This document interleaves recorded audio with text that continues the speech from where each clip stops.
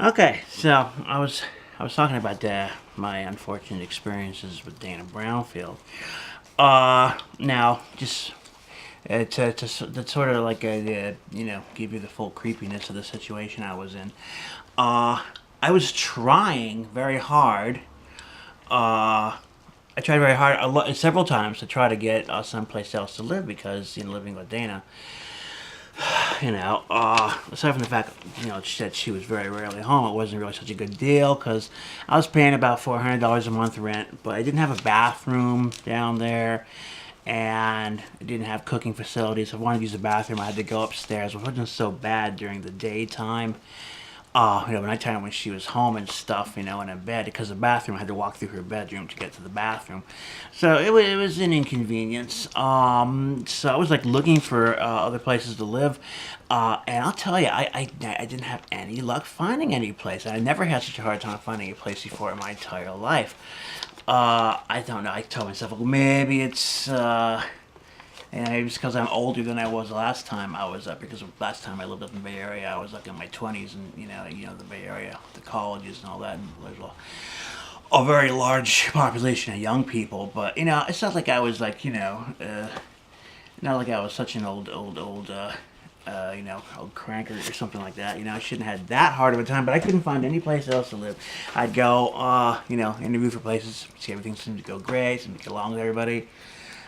Never got any callbacks, so I was pretty much stuck living at Dana's place, just sitting there, with my neck on the chopping block, just basically waiting for her to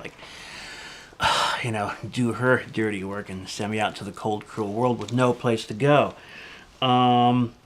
So yeah, I was trying to, and the heat, there was like no heat, so it got freezing there in the winter. And the only way I could get any heat, uh, I would like turn on. I had a toaster oven. I'd turn the toaster oven on and leave the door open, and that warmed up the place pretty good. That was the only way I can get it warmed up down there. So I was trying to get other places to live, but I wasn't having any luck, and I was stuck living down there. And there was, like I said, there was an awful lot of strange things that started happening, especially like near the end before she kicked me out. One thing I noticed, like I'd always like notice things disappearing from my room. Like some like, videotapes, journals, sketchbooks, kinds of personal items, and sometimes I'd find them upstairs in Dana's living room or bedroom. Of course, she always had some like excuse, like, "Oh, look interesting," or whatever. I just want to look at it or whatever.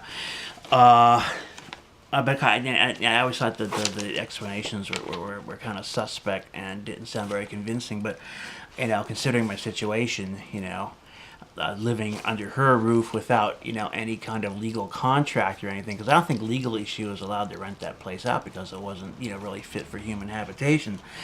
So I didn't really want to press my luck and find myself kicked out, nowhere to go, which as you know happened anyway. Would you like to tell the key story? Well, okay.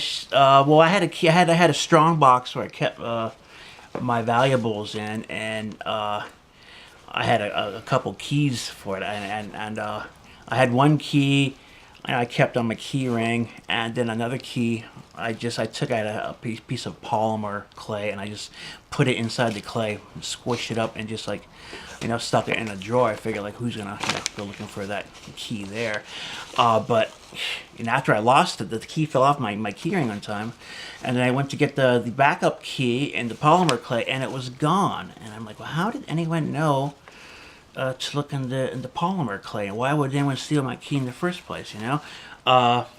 What I think, well, I think that the surveillance wasn't only like audio surveillance, but I think it was video surveillance based on a few other things I noticed. As a matter of fact, when she kicked me out of her place, one of the things she did was she stole my driver's license out of my wallet. I guess she must have did it when I was asleep or something like that. Because after she kicked me out, I was driving around and I got pulled over by the police and I didn't have my driver's license, which would have been a very unpleasant situation because they probably would have towed my car and taken me to the police station. But fortunately, I had my old driver's license. I never threw it away. And they were able to like look at the old driver's license and just radio it back, and they knew I renewed it, and they could get all my information off that. So I was never had my card towed for that, or had to be put in jail while they figured out who I was. So yeah, things were disappearing. Now this is where we get into like some of the getting stuff is getting weirder. Dana was spying on my computer and internet activity. One time, she sent me from work. She sent me like some email, and it had an attachment about some news article that didn't have anything to do with anything. And I opened the attachment, looked at it, and like I even like wrote it back and said like, well, "Why are you sending me this?" And she never responded to it. But after I opened that email, I noticed that she had like remote control of my computer. She was like deleting files off my computer and stuff, and going through my computer files. And one time, I even like, this is like later on, like right around the time she was kicking me out, she was upstairs with some friend of hers, and they were reading my personal emails out loud. Okay, that's creepy enough that she was reading my personal emails, but it's like, why was she reading out loud? Would she know I'd hear it? I mean, like this, along with like repeating back things that I said when I was alone to me. I mean, it's like her kind of like way of like taunting me, I suppose. So yes, she was spying on my internet, so she knew all my emails, and so I all my communications were being read by her. So I really think that she was like using this ability of hers to like kind of trip me up, and maybe this is part of the reason why I wasn't able to find any other place to live, and I wasn't having any luck getting a better job or anything like that. Do you want to tell the story about the cursor during Photoshop? Well, that's kind of a confusing thing. It's like where she was like trying to like delete an email while I was trying to save it, or delete a Photoshop file while I was trying to save it and work on it. Yeah, she did delete that one. It was a picture of a not very flattering picture of her I made in Photoshop, and she was actually trying to delete it.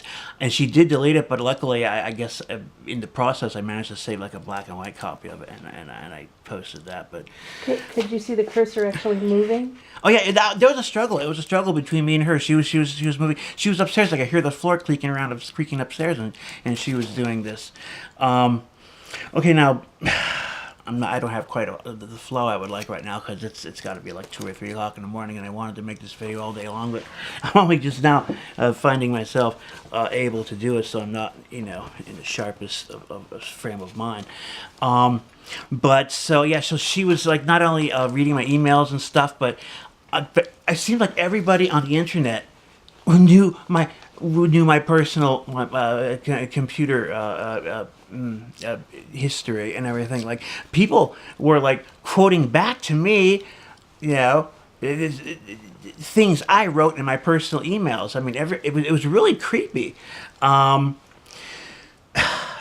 so all these people who didn't know any, just like random people that I associated with on the internet, like all over the country, everybody knew everything I was doing. All my emails I was writing, and like my viewing habits and stuff like that, and so I strongly suspect that she must have been taking this stuff that she, the things I wrote, as well as like where all my various accounts were, because I noticed I was getting a lot of people contacting me on my various internet accounts, like bunches of people all at once, like almost like an organized thing. It was really creepy. Yeah. So I think she must have like I can only imagine she must have like downloaded and posted my personal emails and the various places where I had various internet accounts up on a website somewhere that everyone was looking at, because I don't understand how else everybody could have got this information. And so yeah, so anyway, so that's like sort of we just had a spill here, so I guess I'll wrap this up. But that's like kind of part 2. I'm just kind of gradually kind of like showing you how weird things are, and believe me, it gets even weirder than this. Okay, guys. Okay, so I'll be back. I'll get back with you and share the rest of the story later. Bye.